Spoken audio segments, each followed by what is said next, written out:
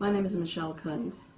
I'm hoping you saw my other videos on heart blocks and how to look at a basic EKG picture. Today I'm going to show you EKG strips and give you a basic overview of each one. Thank you. Normal sinus rhythm.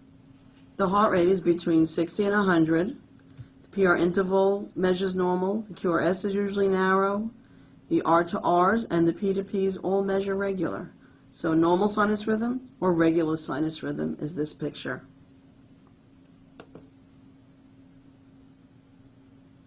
When the heart rate is below 150 but yet above 100, it is sinus tachycardia. It's a faster rhythm, QRSs are narrow, but it's difficult to differentiate between the Ps and the Ts. But it usually is a regular rhythm, sinus tachycardia.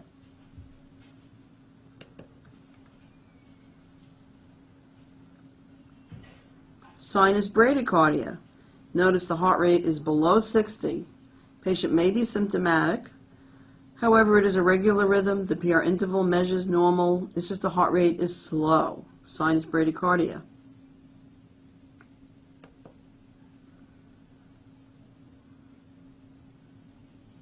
Asystole. A deadly rhythm.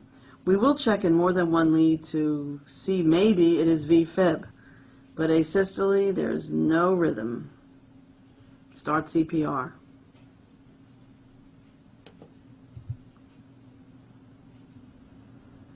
Atrial flutter. It is one irritable foci firing rapidly in the atrium, causing the sawtooth or picket fence pattern in the baseline. The R to Rs are narrow and are usually regular. Atrial flutter.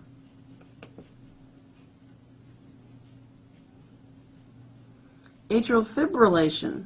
Multiple irritable foci firing rapidly in the atrium, causing that very chaotic baseline. The R to Rs are never regular, and there are no discernible P waves. Atrial fibrillation.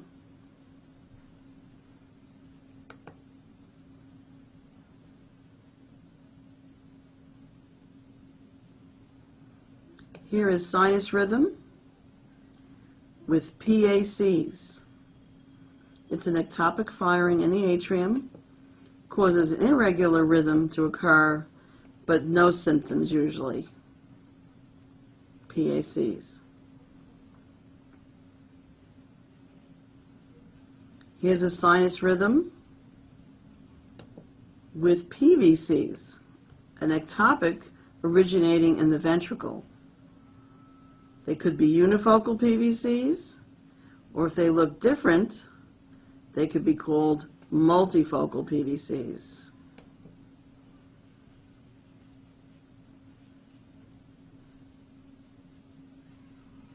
Here's a sinus rhythm with two PVCs in a row called a couplet.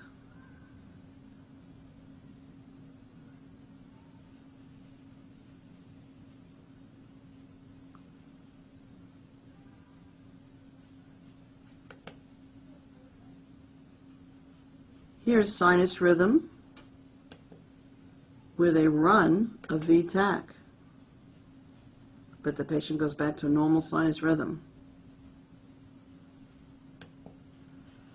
Here the patient is converting to a ventricular tachycardia. I'm going to check a pulse. If there is a pulse, I'm going to use medications and synchronized cardioversion. Here's a patient in V-tach that converts to a pulseless rhythm called V-fib. If this picture was larger, I might even call this picture torsade de pointe. It is a form of V-tach actually, and I would check a pulse. But this picture here is a good example of ventricular fibrillation, a pulseless rhythm.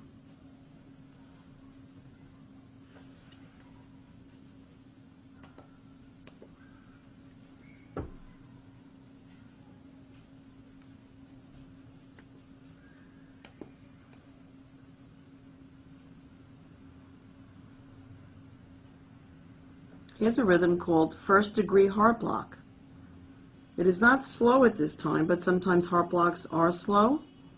But if you notice, the PR interval is greater than 0.20 seconds.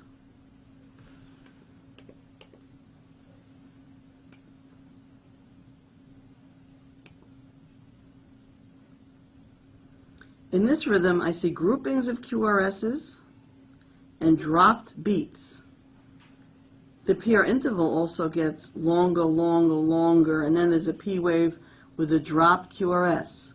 Longer, longer, longer drop. What's my name? Winky Bach.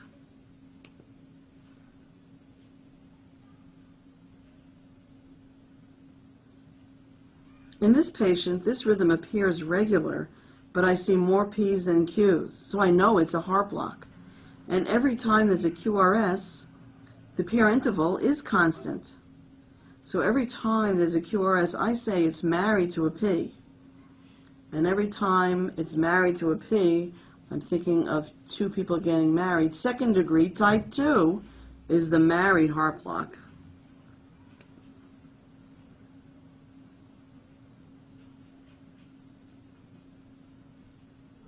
In this rhythm, I do notice wide QRSs. I notice the heart rate is also slow below 60. I see more P's and Q's. I know it's a heart block. And there is no consistent relationship between the P's and the Q's. So this is a third degree heart block, complete heart block, also called AV dissociation.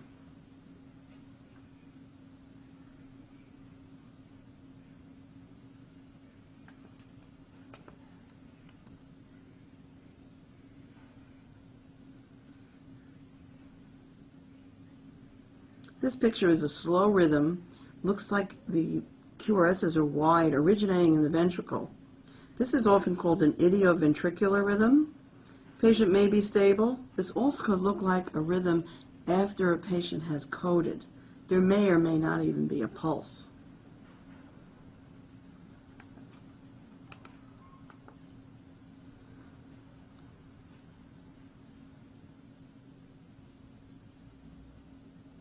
Here's a slow rhythm.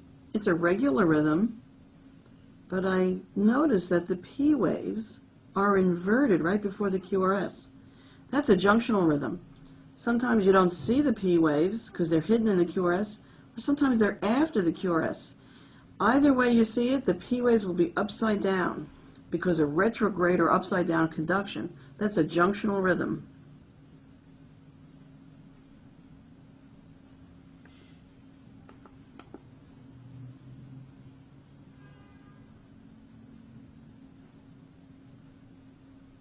I see a spike and an immediate capture.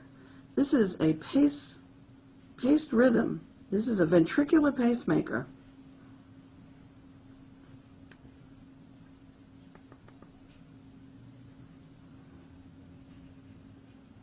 In this chaotic picture, I see a spike and a P wave, a spike and a QRS. So I have multiple spikes and captures. This is an AV sequential or dual chamber pacemaker. This is an implanted pacemaker.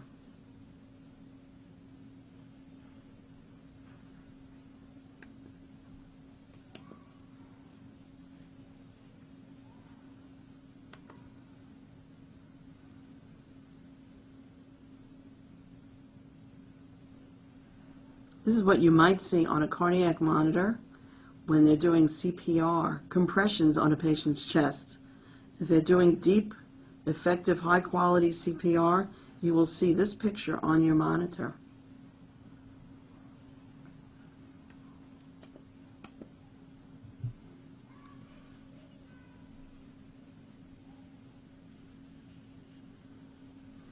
This is not a good picture.